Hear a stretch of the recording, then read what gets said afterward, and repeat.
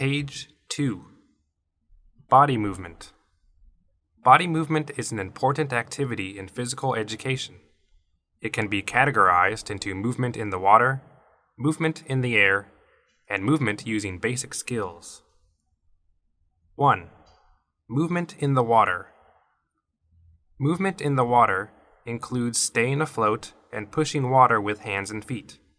A person uses their hands and feet to push the water to propel their body forward or backward.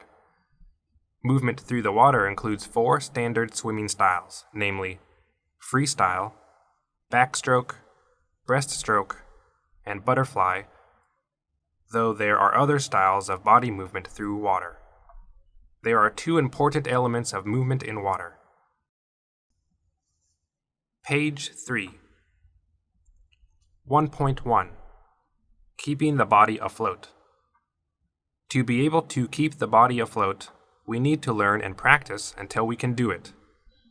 The principle of staying afloat is that, when the body is in water, any parts of the body will displace water where buoyancy equals the weight of body parts underwater. Such buoyancy is the force exerted from bottom to top, and the magnitude of force depends on the size and weight of an object as well as the force of gravity.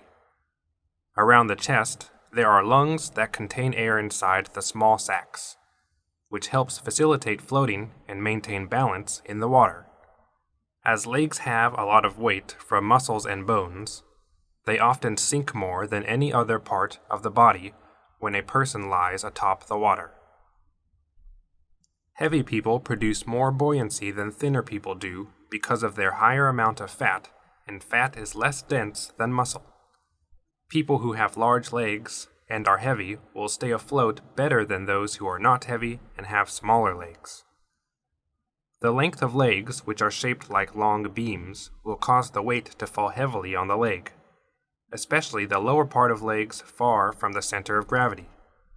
This also explains why the legs sink more than any part of the body.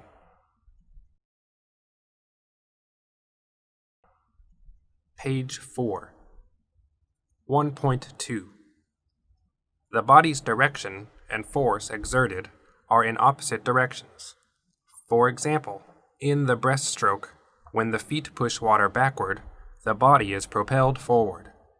In the freestyle, when a hand and an arm are pulled from front to back, the body is propelled forward. In the butterfly stroke, when both legs kick backward and hands, arms are pulled from front to back, the body is propelled forward. In the backstroke, the feet are kicked forward, the hands and arms are pulled forward, the body is propelled backward. In swimming, kicking feet and pulling hands and arms in longer length will propel the body forward better than kicking feet and pulling hands and arms in shorter length. For example, in the breaststroke, both feet kicked out in a semicircle will produce more distance than the feet kicked out straight. In the freestyle, pulling the hand and arm in an S shape will produce more distance than pulling the hands and arms straight. Comparing 2 distances of kicking the feet in a semicircle and in a straight line in the breaststroke swimming. Comparing 2 distances of pulling a hand and an arm in an S shape and pulling straight in the freestyle swimming. Page 5. 2. Body movement in the air. Body movement in the air is a form of movement without any support above the ground. Unlike the body movement on the ground, concrete floor, cushion, or any other supporting floor, including in the water, where the body is supported by being lifted up.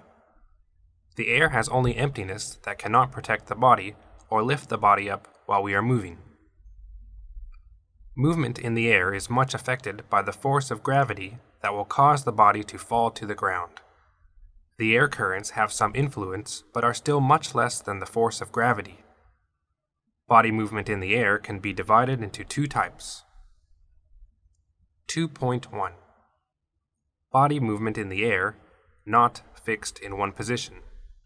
This movement has many forms such as vertical movement, jumping up, jumping down, high tower jump, diving, diagonal jump, long jump, and so on. In this form of movement, the body cannot change direction while moving. For example, jumping up will happen only in one direction and cannot happen to the left, right, front, or backward directions. Similarly, jumping from a high tower cannot force the body to go to the left, right, front, or backward directions. However, parts of the body, such as arms and legs, can be controlled or well positioned. Whether the force is sent out from the body or from gravity can still revolve around the center of gravity. Page 6. 2.2. Body movement having a connection object. This form of movement has something that can be gripped or connected to other objects in the air, such as parachuting, gymnastics high bar, parallel bars, uneven bars, pommel horse, steel rings, and so on. In this form of movement, the body can be forced to change direction to some degree, while body expression, or changing the direction of movement, is different from the first form of movement where there is no connection object at all.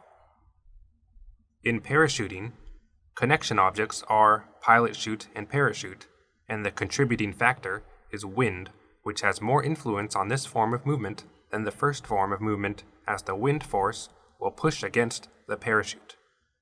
This enables a parachutist to fall to the ground after the parachute does. Also, the direction of parachuting can be managed by pulling the pilot chute to any desired direction, while the force of gravity will drag both parachutist and parachute down to the ground at all times. Page 7. 3. Body movement using basic skills. Basic skills for movement are a person's mechanism leading to playing sports well. Those basic skills are as follows. 3.1. Speed is the ability to move from one place to another using the smallest amount of time. This speed is necessary for almost every sport, such as football, basketball, handball, short running, etc. 3.2. Power is the ability of muscle to work quickly and generate force at a sudden contraction.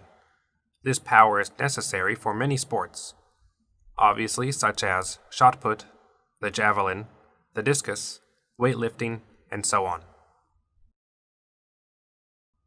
Page 8. 3.3. Agility is the ability of the body to control changing the direction of movement quickly and precisely. This agility is necessary for many sports such as badminton, table tennis, football, basketball, and so on. 3.4. Flexibility is the ability of joints to move at a wide angle. This flexibility is necessary for many sports, obviously such as gymnastics performed on the floor exercise. In addition, flexibility is also an indicator of the state of a person's good health. Besides, there are skills part of a human's basic mechanism that require regular use. Despite not playing sports, skills need to be used on a regular basis such as walking, running, throwing, jumping, movement in different styles, etc.